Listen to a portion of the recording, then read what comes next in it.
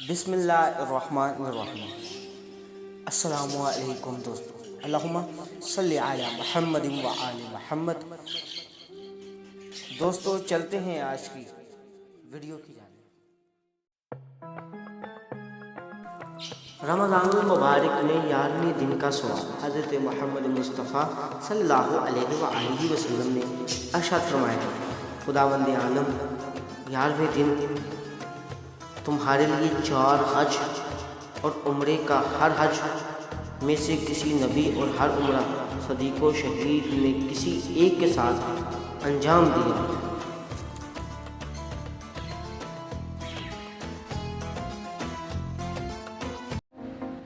तमाम देखने वालों से गुजारिश है, अगर आपको ये वीडियो अच्छी लगी तो बराए मेहरबानी इस चैनल को सब्सक्राइब करें, इस वीडियो को लाइक करें, शेयर करें और कमेंट करें। नई आने वाली वीडियो तक इंतज़ार कीजिए।